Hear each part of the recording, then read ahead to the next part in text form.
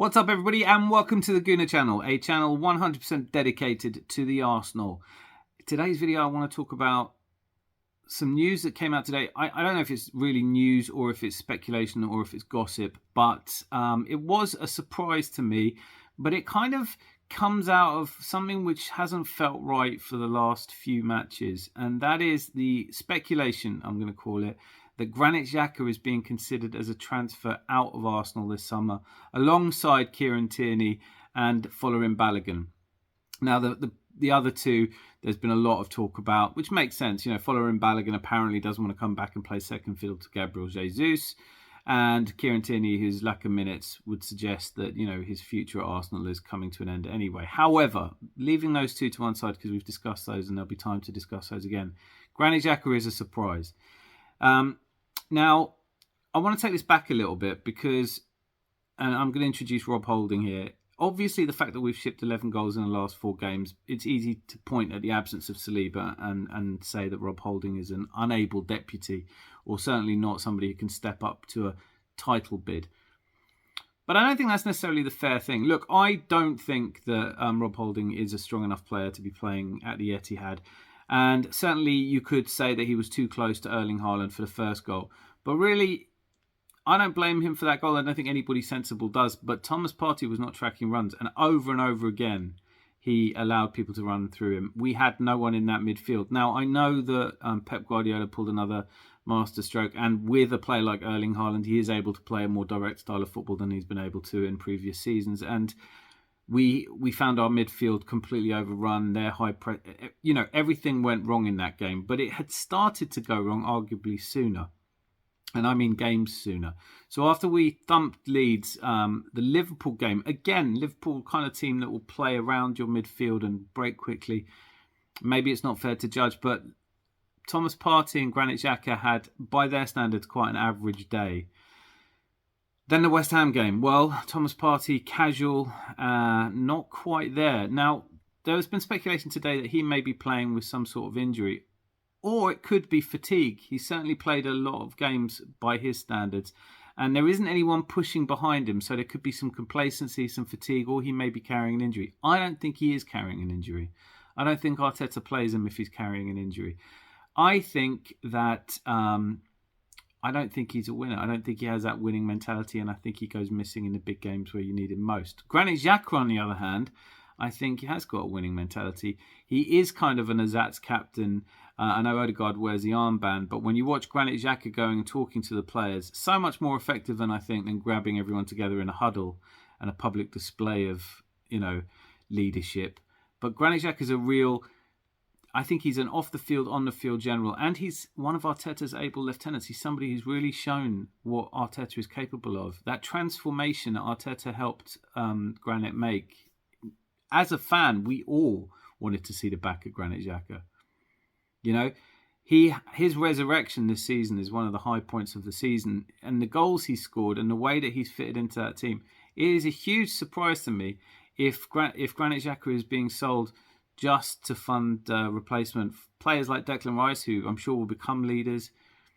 I don't think he's that yet, and it seems like you'd be losing a lot more if you lost Granit Xhaka than you would if you lost Thomas Partey. For all that Thomas Partey brings in terms of skill, strength, and passing, and that destroyer, if you've got Declan Rice and you're spending the huge money on him, are you going to play both of those together? There was an argument that should have been the sort of thing we did against Man City, that we shouldn't have tried to play like Man City play against Man City. But look, Southampton, the game is all set up for us to win it, and Granit Xhaka suddenly develops an illness. I think there's been a bust-up on the pitch, and I would guess that Arteta has somehow fallen out with Granit Xhaka. And, if that is the case, then fair's fair. Because if you're going to lead a team to a title, or if you have aspirations to do that, or to win things, then everyone needs to know who's boss. And look, Arteta hasn't been shy about doing that in the past. I don't think he's doing it for the sake of it, if it is the case. But to be considering Granit Xhaka going when his performances this season have not been materially worse than Thomas Partey's. But you could look at the last 4 games and say the real problem that we've had has been The other thing that people are saying, and Tom Canton said this, a few people have said this, is that you really need to be playing Leandro Trossard. Since we stopped playing him, we haven't looked as effective. But if it's not the holding situation, and it's not Jesus Trossard swap, there is definitely something wrong with our midfield at the moment. Perhaps they're not aided by the speculation. Every player that seems to be linked with Arsenal at the moment is a midfielder, and I think that's a good thing, because I don't think we need a major overhaul. I think any rational person would look at the Arsenal team now and say, we definitely need midfield cover. We definitely need someone who can come in for Thomas Partey if he's injured or if he's not fit. We definitely need somebody who can come in who's better than the replacement we had in Vieira. Vieira had an absolutely terrible game. Vieira played an absolutely terrible game against Southampton. We do need midfielders. Now, amongst the midfielders we're linked with, again today, and I hope there's something in this because he's a player that I really like, Sergej Milinkovic-Savic, who's leaving Lazio. He apparently wants to stay and deliver European football for them before he goes. N'Golo Kante, I saw reports yesterday coming through that have been out again today that he's actually signed an agreement, a contract with Arsenal becoming. He's an older player. He can certainly play in the Granit Xhaka position or in the Thomas Partey position. Mason Mount, I did a video about, he's free, might come for 80 million. We are going to be spending some money. We are almost certainly going to be selling some players as well. Nicola Pepe, I think, has played his last game in an Arsenal shirt. He's had a particularly unspectacular season at Nice.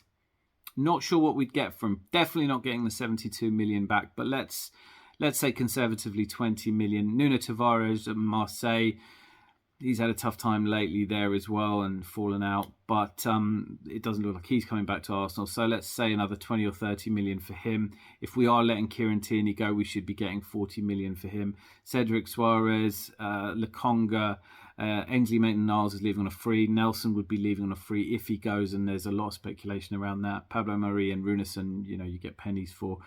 But there is still a coming in there of 80 to 90 million. We have Champions League football, which will fund some transfers. The Cronkies have every reason to invest in a process which is going as well as this one is at the moment.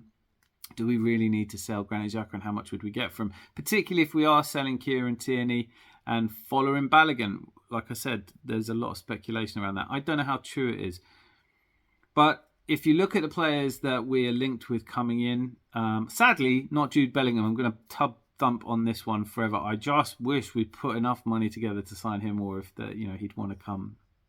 Why wouldn't he? It's Arsenal, with by far the greatest team the world's ever seen. But I just think there's, with Granit Xhaka, this mystery illness before Southampton, coming back and not looking his usual self. Perhaps he's fallen out with one of the players. Perhaps he's fallen out with Zinchenko. Perhaps there are too many people trying to be leaders in that team right now. I think Odegaard is a good captain, but I think he's a great captain when he has a Xhaka doing a lot of the captain's work around him. He's a younger guy and he leads from the front, but he's not as combative, and as I think he has the winning mentality. I think through our team we have winners. Martinelli, Saka, I would put Jesus into that category. People who don't just want to win, they have to win. Zinchenko obviously is one of those, but Granit Xhaka has been one of those. I think Saliba and Gabriel manifested as those.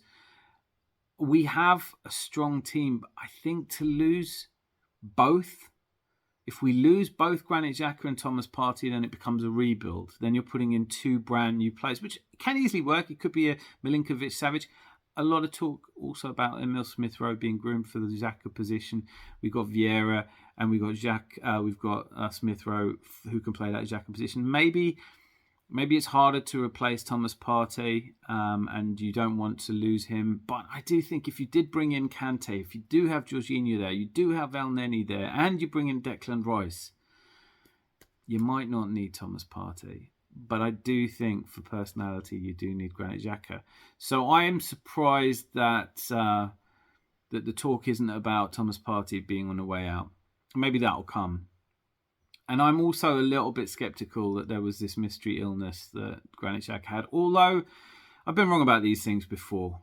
For me, I would love to hear what you think. Do you keep Xhaka? or is his time coming up anyway? Is he, even on his best day, he's probably not up to the levels of title championship. Even on his best days, he may not be up to the level of a title-winning midfielder. And as much as he's gotten forward with goal contributions, and I think a lot of that was hampered by the injury to Jesus before Trossard came in, and playing Eddie Nketiah up front sort of put an end to Xhaka's goal contribution. Although that said, he has scored more recently than Thomas Partey, and I've got to be honest with you, one of the low points of a very low night against Man City was Thomas Partey's shot. He just, for me, I think he has not been what I really hoped he would be, either through injuries up to now, missing big games through injuries, and now going missing in big games, apparently carrying an injury or fatigued, whatever it is. I really hope that Granit Xhaka stays. I really hope that Thomas Partey and Granit Xhaka stay, because even if I don't think Thomas Partey's a big game player, we have 38 games in a season, and I think he's great for a lot of them. I would love to see us sign Declan Rice, and I think if there's any truth to us signing Kante, that's a good bit of business of a free transfer. Milinkovic-Savic is somebody that would add something almost certainly, and Mason Mount is a yes from me. Now, just to quickly touch on all the players that might be leaving, and I will do a separate video on this. Nicolas Pepe, who, as I already mentioned, at Nice, it's just not working for him. So just to quickly look at the players that might be going. No, we've done that.